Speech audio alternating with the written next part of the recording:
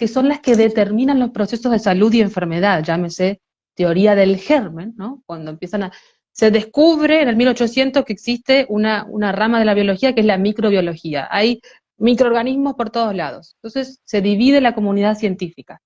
¿Cuál es la que impera? Bueno, la que evidentemente tiene más rédito económico. Esto también se puede rastrear.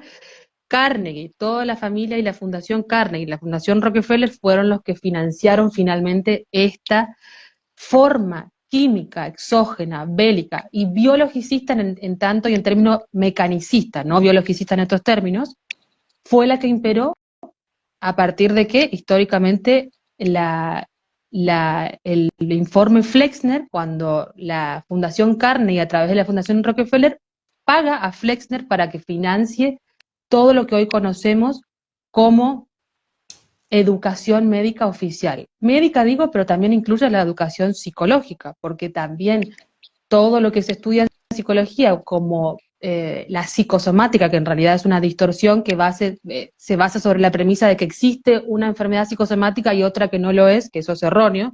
Siempre hay una tríada afectada de mente, cuerpo y cerebro. Toda esta estructura que hoy tenemos de conocimiento está basada en esta principal distorsión, que se puede rastrear históricamente. Pero ¿qué pasa? El otro gran foco, que es el tema de la sexualidad, es la otra gran amenaza, y esto sí es una idea mía, ¿no? Que la sexualidad es el otro gran foco. ¿Por qué? Porque, de vuelta, si yo no entiendo que hay una diferencia sexual biológica determinante para no solo mi estructura fisiológica, sino también para mi estructura de comportamiento, para mis necesidades biológicas incluso, porque Hammer entiende que hay ciertos conflictos biológicos femeninos y ciertos conflictos biológicos masculinos que se sustentan ¿en qué? En que hay diferencias biológicas entre la estructura biológica psicológica de un hombre y de una mujer.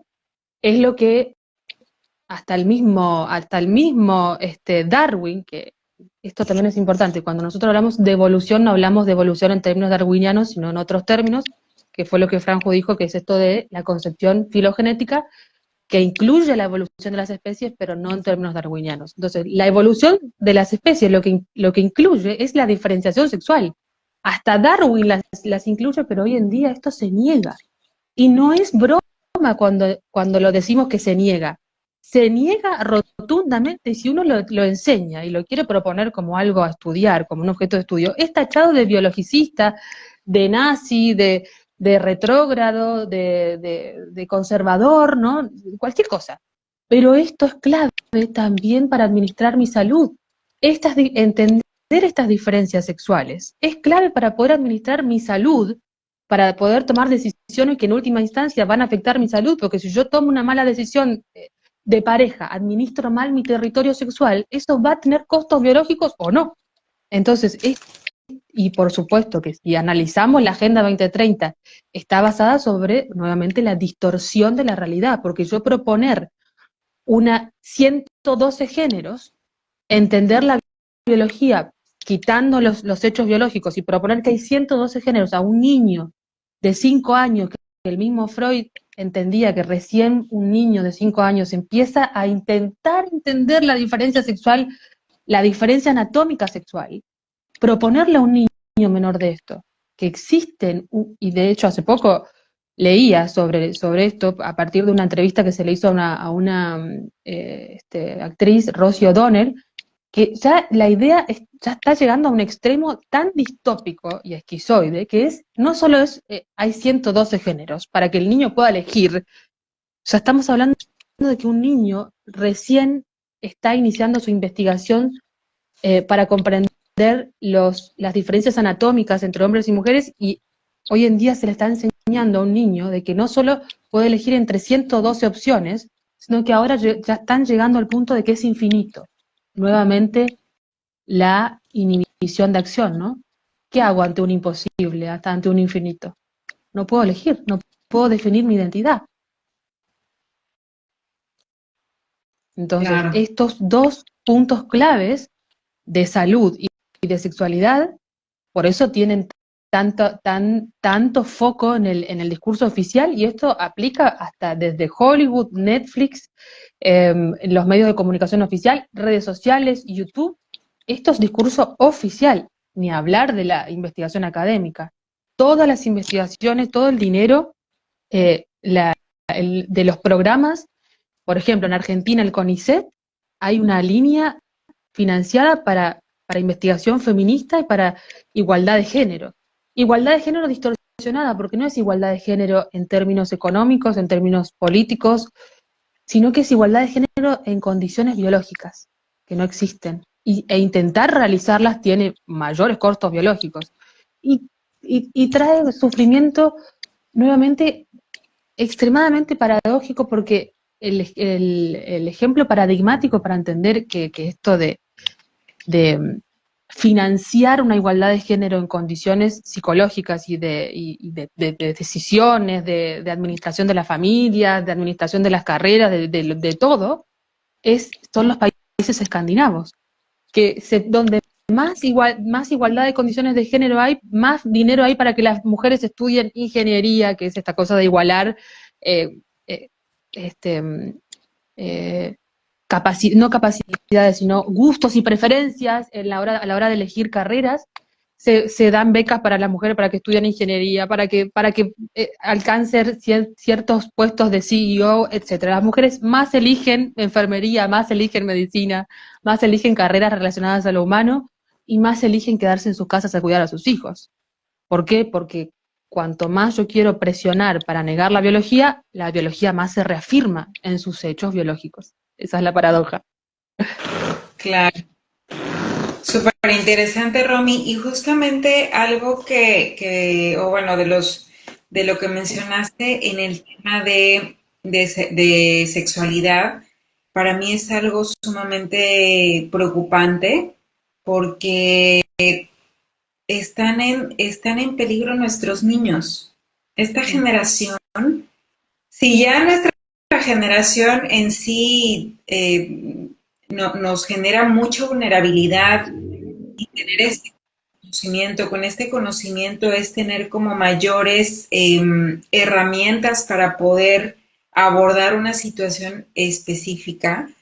Eh, el tema del cambio de sexo, de transexualidad y, y que hago un paréntesis con lo que tú decías de estos financiamientos aquí en España, se, Ujú. financiamientos para hormonizar a pequeños y que el Estado pague los, las cirugías. Cuando Ujú.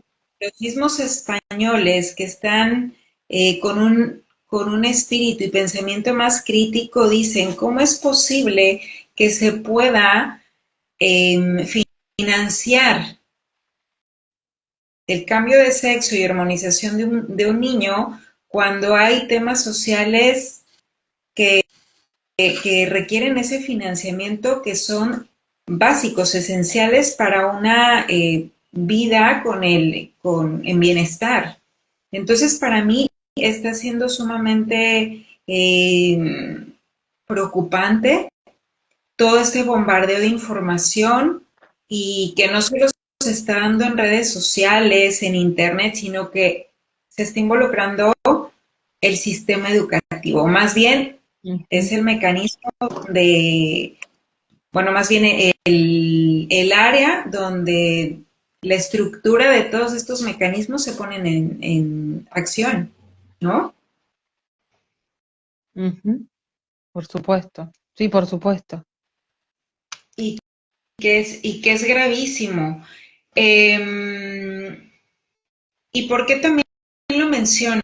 Porque es muy importante que como padres, y no solo como padres, como tíos, como amigos, podamos compartir información de una manera respetuosa, de una manera que puedan generar a las personas que están en nuestro entorno simplemente que se puedan cuestionar, porque sabemos muy bien que cuando queremos imponer un conocimiento, lo primero que va a haber es resistencia.